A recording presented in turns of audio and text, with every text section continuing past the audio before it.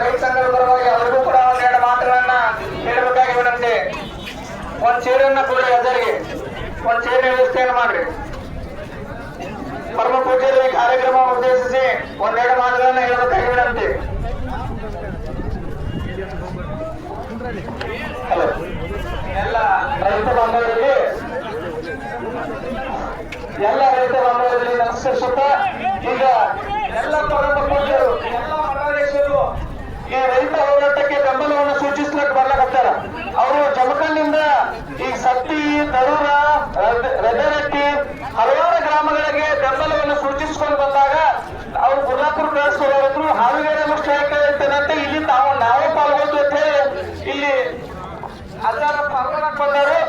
ದಯವಿಟ್ಟು ಅವರ ಒಂದು 5 ನಿಮಿಷ ಹಿತನುಡಿಗಳನ್ನು ತಾವು ಕೇಳಬೇಕಂತ ಹೇಳಿ ತಮ್ಮಲ್ಲಿ ವಿನಂತಿ ಮಾಡಿಕೊಟ್ಟು.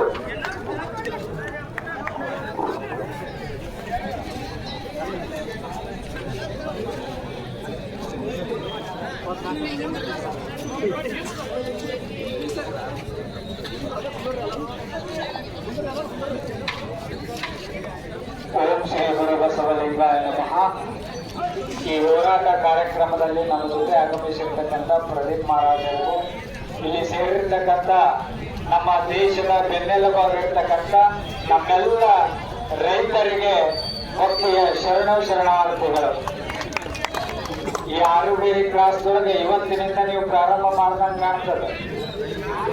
5ನೇ ದಿವಸ ಇಲ್ಲಿ ಪ್ರಾರಂಭ ಮಾಡಿದ್ದ ಇಟ್ಟ ಗಟ್ಟಿಯಾಗಿ ಕುಂದಿರ್ಬೇಕು.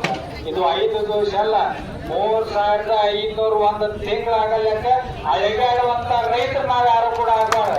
ಯಾವಾಗ ಹೋಗ್ಬೇಕಂತಂದ್ರೆ ಈ ಪ್ರತಿಭಟನೆ ಯಾವಾಗ ಮುಗ್ಬೇಕಂತಂದ್ರೆ ಯಾವಾಗ 3500 ಅಂತ ಘೋಷಣೆ ಆಗತ್ತಲ್ಲ ಅಲ್ಲಿವರೆಗೂ ಸಹಿತ ನಾವು ಗಟ್ಟಿಯಾಗಿ ಕುಂತ್ಕೊಂಡಾಗ ಮಾತ್ರ ಸರ್ಕಾರಕ್ಕೆ ರೈತರ ಪವರ್ ತಾಕತ್ತೇನು ಅನ್ನೋದು ಗೊತ್ತಾಗ್ತದೆ. ಯಾಕಂತಂದ್ರೆ ಈಗ ಸುಮ್ಮನೆ ರೈತರನ್ನ ಸುಮ್ಮನೆ ಒಂದು ವಾರ ಕುಂದರ್ತಾರೆ, ಸುಮ್ಮನೆ ತೊಂದರೆ ಬಿಡು ಅನ್ನಂಗ ಆಗ್ಬಾರ್ದು. ನಿಮ್ಮ ತಾಕತ್ತೇನು ಅನ್ನೋದು ಗೊತ್ತಾಗ್ಬೇಕ. ಎಲ್ಲರೂ ಇವತ್ತು ನಾವು ಮಠ ಬಿಟ್ಟು ಕೇಸಿಂದ ರೈತರಿಗೆ ಬೆಂಬಲ ಸೂಚಿಸಕ್ ಯಾಕೆ ಬಂದೇವ ಅಂತಂದ್ರೆ ಇವತ್ತು ನಮ್ಮಂತ ಮಠಗಳು ನಡಿಬೇಕಾಗಿತ್ತಂದ್ರೆ ರೈತ ಕೊಟ್ಟಿರ್ತಕ್ಕಂಥ ದೇಣಿಗೆಯಿಂದ ಒಂದು ಮಠ ನಡೀತದೆ ಅಂತಕ್ಕಂಥ ಅರ್ಥ ಮಾಡ್ಬೋದು. ಇಲ್ಲ ಅಂದ್ರೆ ಯಾವ ಮಠನೂ ನಡೆಯಂಗಿಲ್ಲ, ಯಾವ ಹನ್ನೆರಡೂ ನಡೆಯಂಗಿಲ್ಲ. ನೀವು ಆಗಿರ್ತಕ್ಕಂಥ ಓಟಿನಿಂದ ಅವ್ರ ರಾಜಕಾರಣಿಗಳಾಗ್ಬೇಕು. ನಿಜವಾದ ರಾಜಕಾರಣಿಗಳು ಅವರಲ್ಲ. ನಿಜವಾದ ರಾಜಕಾರಣಿಗಳು ಯಾರು ರಾಜ ಆಳ್ತಾರ ಅವ್ರು ನಿಜವಾದ ರಾಜಕಾರಣಿಗಳು. ನಿಜವಾಗ್ಲೂ ರಾಜ ಆಳೋರು ಅವರಲ್ಲ. ನಿಜವಾಗ್ಲೂ ಈ ಜಗತ್ತನ್ನ ಆಳೋರು ಯಾರು ಅಂತಂದ್ರೆ ಅದು ನಮ್ಮ ರೈತರು ಅಂತಕ್ಕಂಥ ಅರ್ಥ ಮಾಡ್ತಾರೆ. ಆಗ ನಮ್ಮ ರೈತರೆಲ್ಲ ನೀವೆಲ್ಲ ಹೋರಾಟ ಕುಂತೇವೆ. ರೈತ ಸುಖವಾಗಿದ್ರೆ ಈ ಜಗತ್ತು ಸುಖವಾಗಿರ್ತದ. ರೈತನ ಮುಖದಾಗ ಏನ್ರ ಅಳು ಬಂತಂದ್ರೆ ಈ ಜಗತ್ತಿಗೆ ಒಂದು ಕಡಿಗಾಲು ಬಂದದ ಅಂತಕ್ಕಂಥದ್ದು ಅರ್ಥ ಮಾಡ್ಕೋಬೇಕ. ನಮ್ಮ ರೈತರಿಗೆ ಎಲ್ಲ ಬರೀ ಕಷ್ಟದ ಅನುಭವಿಸದ. ಏನು ಕಬ್ಬು ಬೆಳಿಬೇಕಾದ್ರೂ ಕಷ್ಟ, ಗೊಬ್ಬರ ಹಾಕಕ್ಕ, ಔಷಧ ಹೊಡ್ಯಾಕ ಎಲ್ಲ ಕಿಮ್ಮತ್ತು ಜಾಸ್ತಿನೇ ಆಗೈತಿ. ಎಲ್ಲ ಕಿಮ್ಮತ್ತು ಜಾಸ್ತಿ, ಎಲ್ಲ ಕಷ್ಟದೊಳಗ ರೈತ ಬಂದಾನ. ಒಂದು ಮಕ್ಕಳಿಗೆ ಶಾಲೆ ಕಲಿಸೋದು ಕಷ್ಟ, ಮತ್ತು ಮಕ್ಕಳಿಗೆ ಲಗ್ನ ಮಾಡೋದು ಕಷ್ಟ, ಒಂದು ಮನೆ ಕಟ್ಟೋದು ಕಷ್ಟ.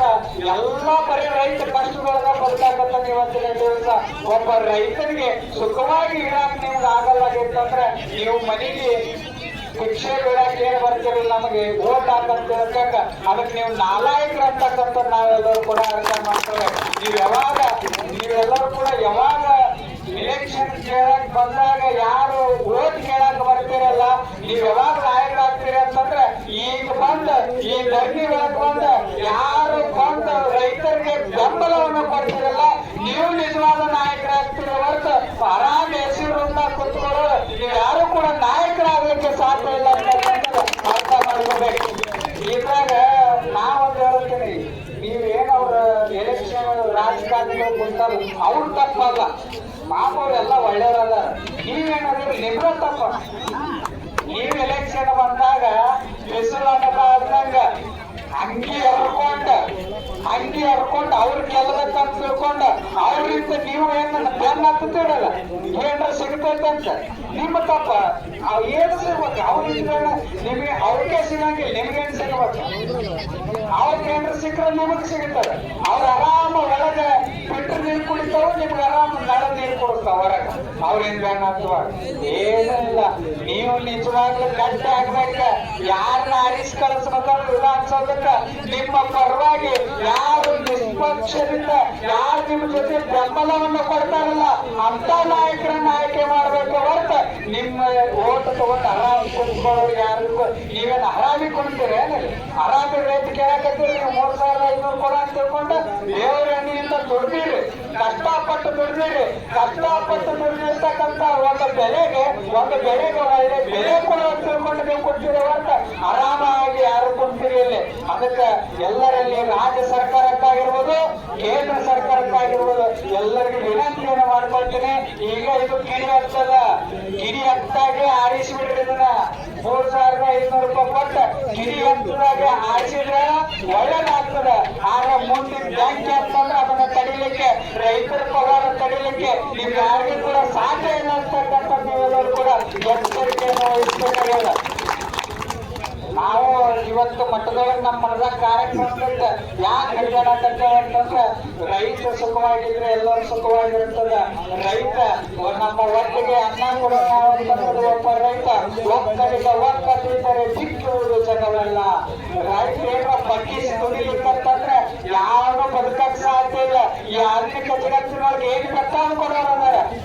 ಏನೀಗ ಈಗ ಸದ್ಯದೊಳಗ ಪ್ರೋಟೀನ್ ಆಗ್ತದ, ಆಧುನಿಕ ವಿಜ್ಞಾನಿಗಳು ಪ್ರೋಟೀನ್ ಕೊಡಕತ್ತಾರ, ಕಾಳಜಿನೂ ನಡೀತದ. ಮುಂದೆ ಬಿಟ್ರೆ ಕೆಂಚಿ ಕೊಡೋ ವಿಜ್ಞಾನಿಗಳು ಬಹಳ ಜನ ಅದಾರ. ನಾವು ಅರ್ಥ ಮಾಡ್ಕೊಳ್ಬೇಕು, ಪ್ರೋಟೀನ್ ಕಾಳಜಿ ಕೆಂಚಿ ಕೊಡೋ ವಿಜ್ಞಾನಿಗಳು ಜಗತ್ತಿನೊಳಗ ಬಹಳ ಜನ ಅದಾರ. ಆದ್ರೆ ನಮ್ಮ ಒಟ್ಟಿಗೆ ಕಂಚಿ ಕೊಡುವಂತ ಏಕೈಕ ವಿಜ್ಞಾನಿ ಯಾರಾದ್ರೂ ಇದ್ರೆ ಅದು ನಮ್ಮ ರೈತ ಮಾತ್ರ ಅಂತಕ್ಕಂಥದ್ದು ನಾವೆಲ್ಲರೂ ಸಹಿತ ಅರ್ಥ ಮಾಡ್ಕೊಳ್ಬೇಕು. ಈ ರೈತರು ಬಹಳ ಗಟ್ಟಿಯಾಗಿ ನೀವೆಲ್ಲರೂ ಕೂಡ ಈ ಹೋರಾಟದೊಳಗೆ ಪಾಲ್ಗೊಂಡಿರ. ಯಾರೋ ಸ್ವಯಂ ಪ್ರೇರಿತ ಪ್ರಸಾದ ಮಾಡ್ಸಕತ್ತೀರಿ, ರೊಟ್ಟಿ ತಂದಿರಿ, ಅಕ್ಕಿ ತಂದಿರಿ, ಎಲ್ಲರೂ ಅಡಿಗೆ ಮಾಡಿ ಈ ಪ್ರತಿಭಟನೆ ಪಾಲ್ಗೊಂಡಿರ. ಈ ಪ್ರತಿಭಟನೆ ಯಾವಾಗ ಮುಗಿಬೇಕಂತಂದ್ರೆ ಯಾವಾಗ 3,500 ಅಂತ ಘೋಷಣೆ ಆಗ್ತದಲ್ಲ ಅಲ್ಲಿವರೆಗೂ ಸಹಿತ ಗಟ್ಟಿಯಾಗಿ ಕುಂದರಬೇಕು. ನೀವು ಗಟ್ಟಿ ಜೋಳ ಆಗ್ಬೇಕು, ಜೋಳ ಯಾರು ಹಾಕ್ಬಾರ್ದ. 3,500 ಆದಾಗ ಗಾಡಿ ಸ್ಟಾರ್ಟ್ ಆಗ್ಬೇಕು, ಟ್ರ್ಯಾಕ್ಟರ್ ಗಾಡಿ ಜಾನ್ಗಳು ಅವಾಗ ಹೋಗ್ಬೇಕ. ಅಲ್ಲಿವರೆಗೂ ಯಾರು ಕೂಡ ಎದ್ದು ಹೋಗಕ್ ಹೋಗ್ಬಾರ್ದು ಅಂತಕ್ಕಂಥ ಪ್ರಾರ್ಥನೆಯನ್ನು ನಿಮ್ಮೆಲ್ಲರಿಗೂ ಕೂಡ ಮಾಡಿಕೊಂಡು ನಮಗೂ ಈ ಹೋರಾಟಕ್ಕೆ ಬಂದ ಎಲ್ಲ ನಿಜವಾದ ದೇವರು ನಮ್ಮ ಸ್ವಾಮಿಗಳು ಆ ಸ್ವಾಮಿಗಳಲ್ಲ, ನಿಜವಾದ ಯೋಗಿಗಳು ಜಗತ್ತಿನಲ್ಲಿ ಯಾರಾದ್ರೂ ಅನ್ನ ಹಾಕುವಂತ ರೈತನ ನಿಜವಾದ ಯೋಗಿಗಳು. ನಿಮ್ಮಂತ ಯೋಗಿಗಳನ್ನು ನೋಡಿ ಬಹಳ ಅಂದ್ರೆ ಬಹಳ ಆನಂದ ಆಗಿದೆ ಅಂತಕ್ಕಂಥ. ಈಗ ನಾವು ಗುರುವಾಪುರ ಕ್ರಾಸಿಗೆ ಹೊಂಟಿದ್ದೇವೆ.